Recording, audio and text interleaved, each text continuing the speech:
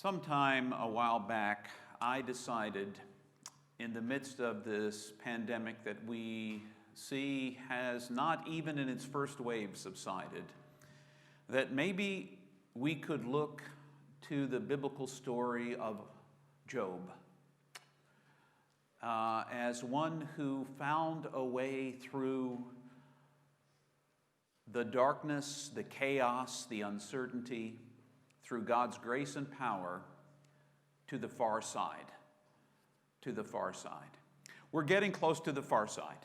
At least for Job, we're getting close to the far side. I have no idea about how close we're getting to the far side of this pandemic. It looks like it's resurging. So, I don't know about you all, but I had certain expectations for my life.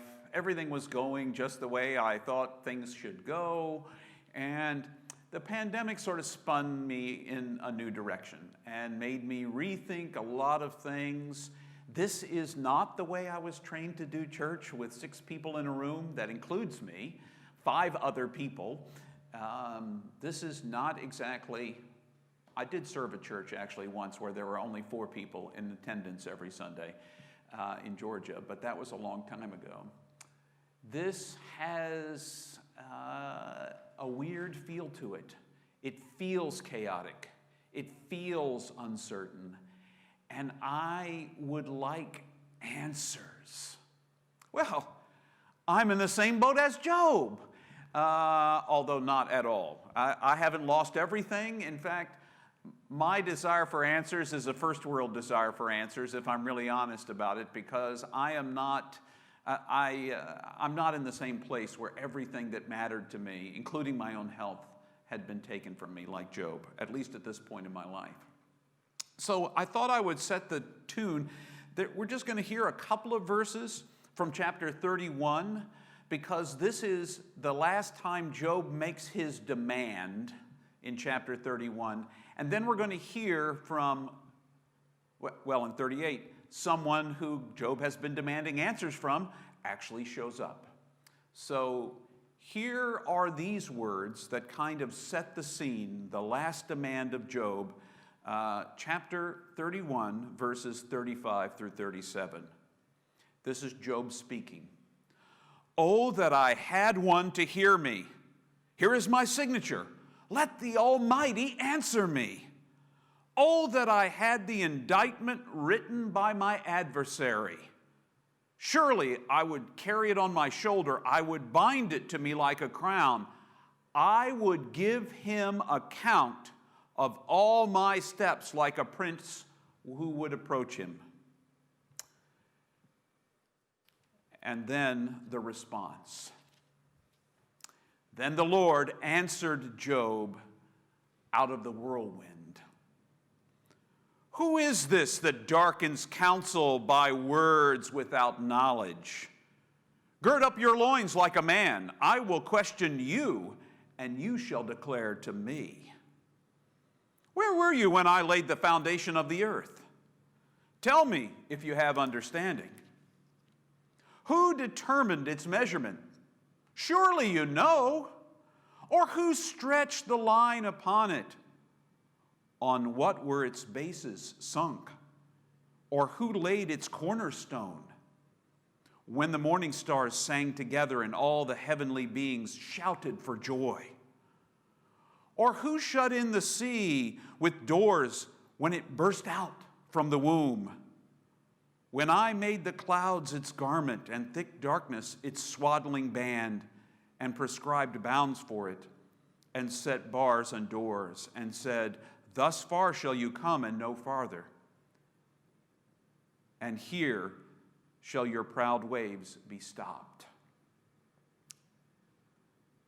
This is a word from the Lord. Thanks be to God.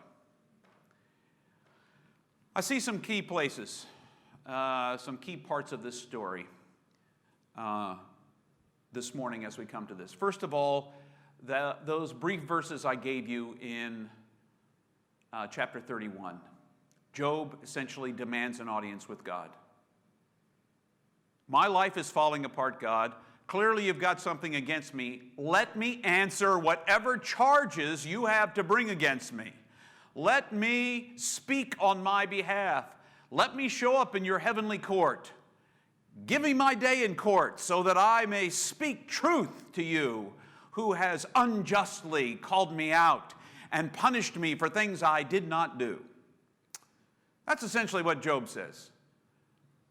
His demands are based on what were his previous understandings still of what it looks like to be a person on earth. That is, if I'm good now, shouldn't I be rewarded now? Shouldn't I get what I deserve?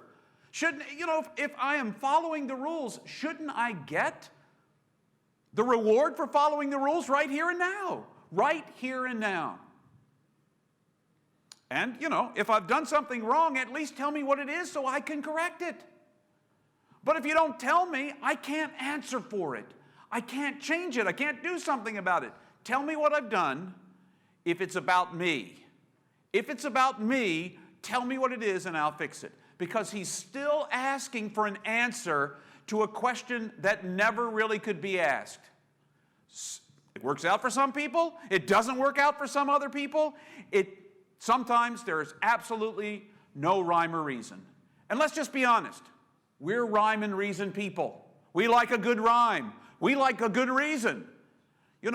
Why? I can't tell you how many times my small children, when they were small, now they're no longer small. One is almost 26 and one is almost 24. When they speak to me as small children, I still hear in there, but why? Go to your room. But why? Don't touch the stove. But why? It's a natural response for human. You want a reason. You want a reason for things to be that way. And you don't really always like the answer. Dad, why is the sky blue? Well, it has to do with the prismatic way light comes through the atmosphere.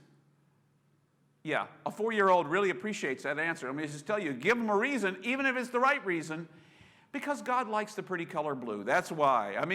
That's as good an answer. That's as good an answer.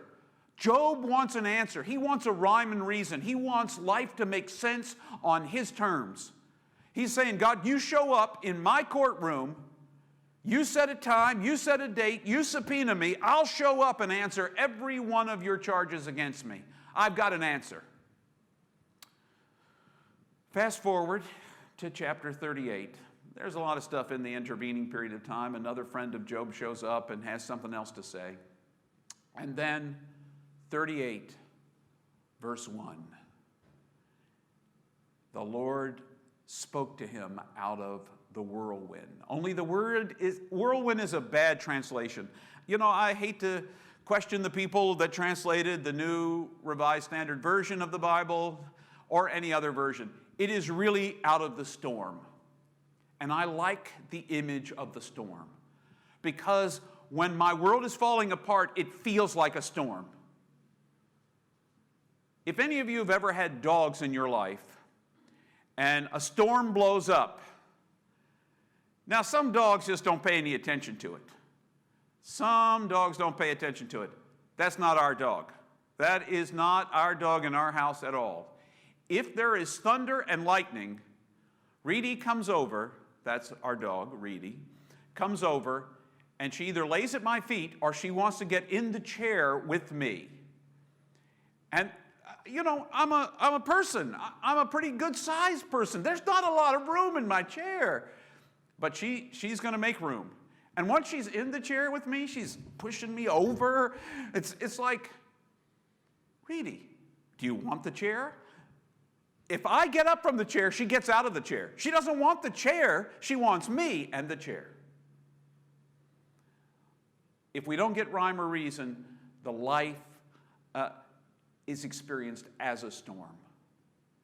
And I find it both interesting and perhaps telling that God speaks out of the storms of our life.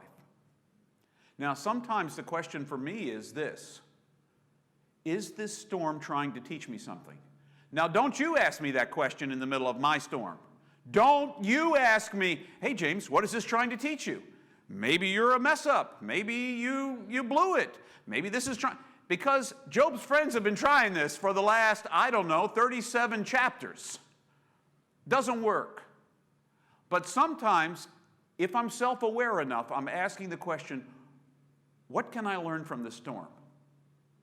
What can this storm teach me about me? Why is this storm throwing me off so much? What were my expectations that were maybe inappropriate expectations?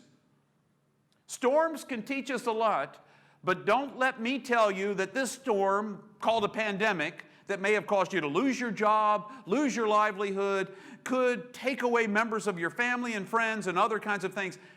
I'm not asking you to sit there quietly.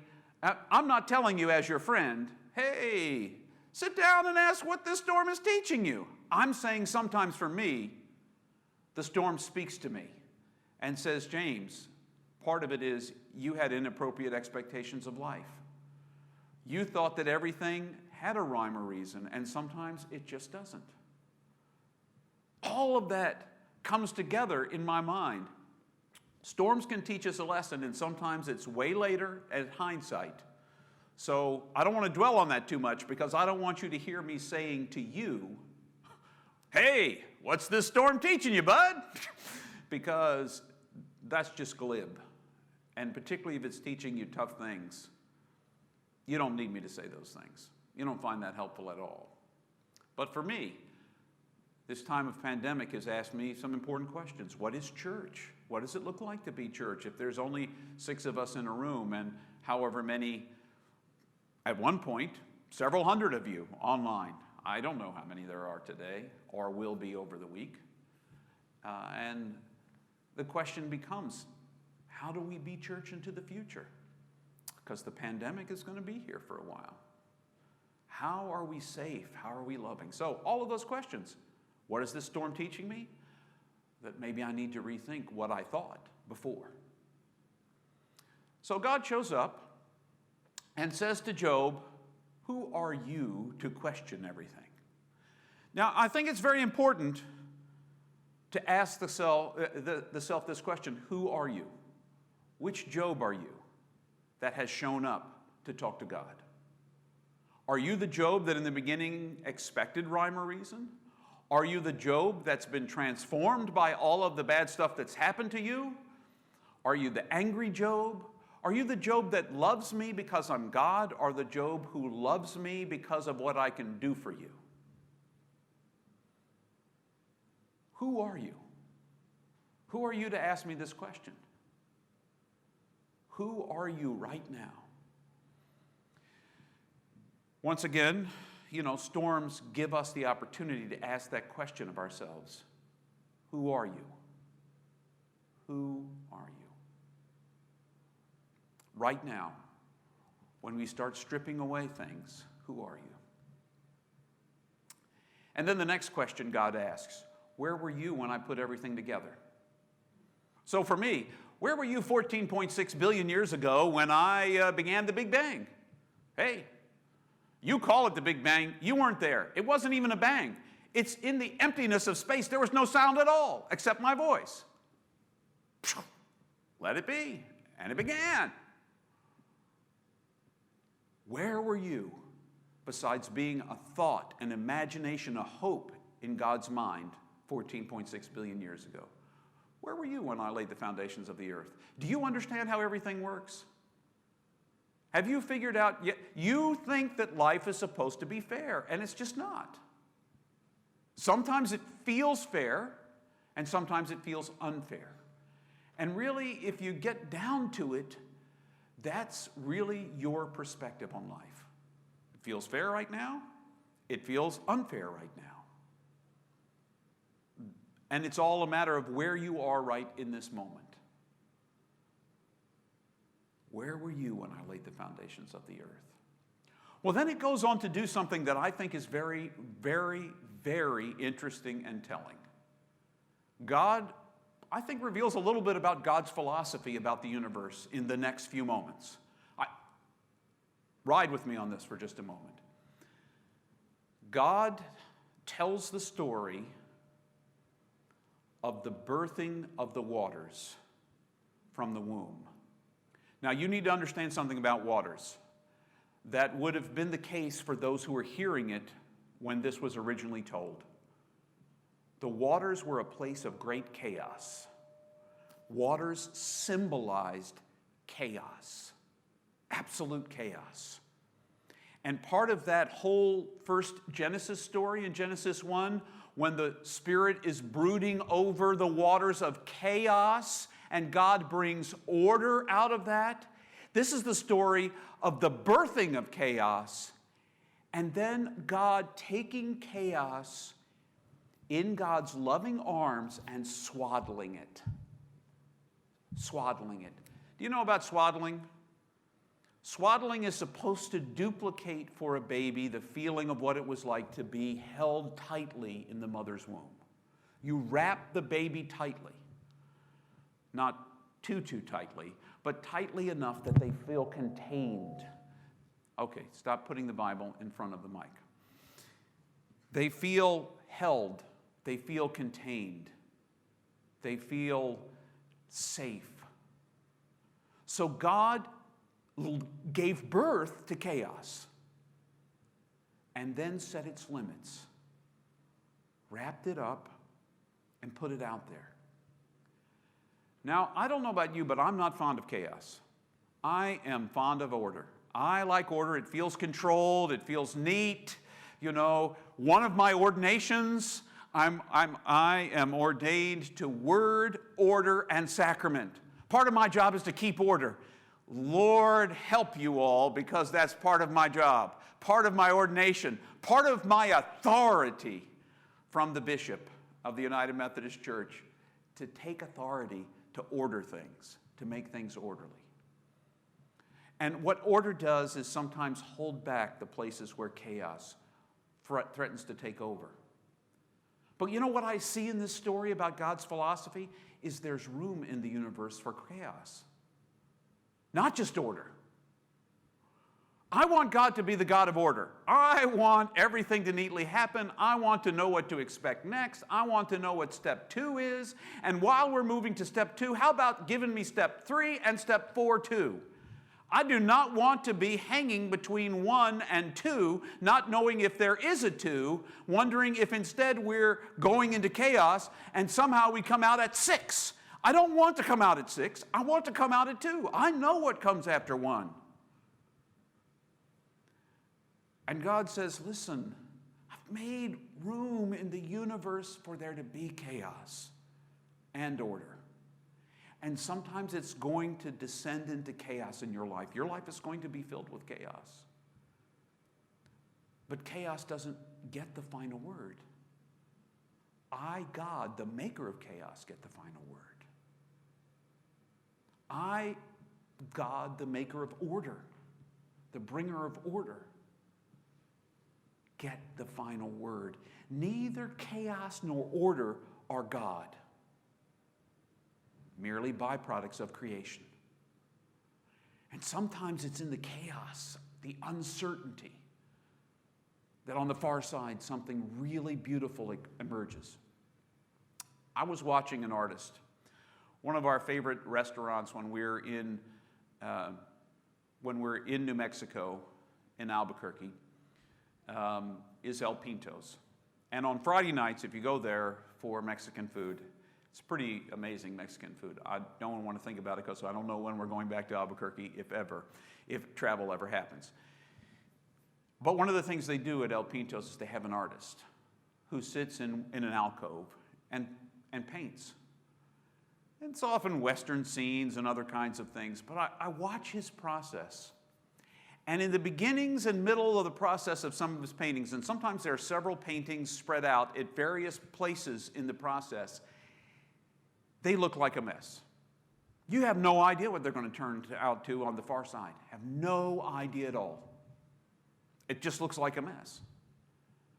But then I look at the other paintings. He's not an impressionist. He's not an abstract painter.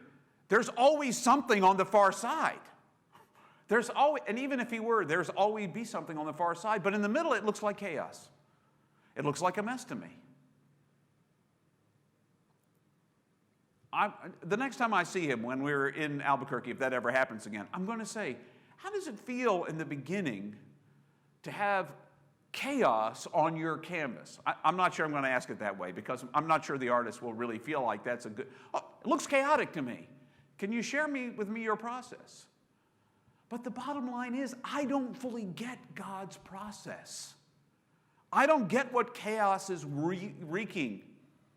That when it rises up, I don't know what it's doing. And I have two choices in the midst of chaos. I can double down on what I'm absolutely sure is right on this side of chaos, where I came from, and I'm going back to that, I don't care what. I mean, look at our society today. Any number of people absolutely refusing to wear a mask. Why? Because they want things the way they were. And rather than dealing with the way things are, they deal with things the way they were. And the way they were is, I didn't have to wear a mask, so why should I have to wear a mask now? Why should it be any different? I don't do chaos. I'm going to live in denial. I'm going to live like it's still 1 instead of 6. And we do that. Denial is natural for human beings in the midst of chaos. When we lose somebody, when the world feels crazy, when it breaks, when it falls apart, when it comes at us in ways we could not have imagined, that brokenness is hard for us to deal with. So we yearn for 1 all over again. And if we yearn for that alone, what ends up happening is we come out on the far side bitter because it's not 1 anymore. It's something else. It embitters us. What would it take for us to be open, trusting in a God who is the God of both chaos and of order? We want God to be the God of order, I know. But if I read this story correctly, God isn't just the God of order. God is the God who gave birth to chaos, took it in his arms, wrapped it in beautiful swaddling clothes, limiting it, if you will, hedging it in by decree. But there's a place for chaos as well as for order in this universe. We don't always understand what's going on when chaos is happening. And we're trained to want to understand everything. Why? You know why. No, you don't. No, you don't. But somehow in the midst, perhaps it's just the way the universe is. God is always going to be God. God's always going to love you. But sometimes chaos is going to come into your life. And as much as you may yearn for order, you have to trust that God will bring you what you need and will carry you through even the most chaotic times. That's what's been hardest for me over the last 4 months. I will tell you that right now. This feels like chaos to me. I like my house. I like the space in my house. Quite frankly, I have every meeting. You come to my house if you are in soul space, if you are in prayer, centering prayer, if you are in my Universal Christ group, if you are in a meeting with me, you come into my house. Via Zoom, of course. That's how you come there. That's where I am all the time. And as warm and comforting as my house is to me, it feels like chaos. I want to leave when I want to leave. I want to go where I want to go. I want to do what I want to do. And that's not always the most loving response to chaos. So I've been asking a lot recently, what is this storm, what is chaos teaching me about where I was putting my trust before? Was it in my neat, ordered life? Sheltered as it was in my cute little suburban neighborhood? in my sweet and beautiful little building church? Or was it in God? Who are you, God says to Job. Who are you? Are you the God that trusts me or that trusts order? Are you the God that trusts me or the guy who rebels against chaos? Who are you? Who are you? And can you trust God even when things are falling apart? I think that's the question for Job. We don't know Job's answer yet. Where were you when I set the universe up? And you decided that it was going to work this way when in fact it doesn't work that way, Job. Where were you? Can you trust me even when things come apart? Because listen, Job. Listen, listener on the web. Listen, person in this room. This is what God thinks of you. I love you. I love you infinitely. I made you as a gift, unique, once for all time, in all the billions of years. There has never been a you before, and there will never be a you again. I made you. I love you. Chaos, order, in between, outside. I love you. Can you just love me back even when things are a little wonky? When the rhyme and reason is gone? Can you trust? Can you love? Can you ride with me? I think that's what I hear God saying. I'm not very good at making room for chaos. But chaos is coming, whether I want to make room for it or not. And I have to decide if I'm going to trust God in it. Friends, I pray God's hand and blessing will be upon you as you indeed struggle in the chaos.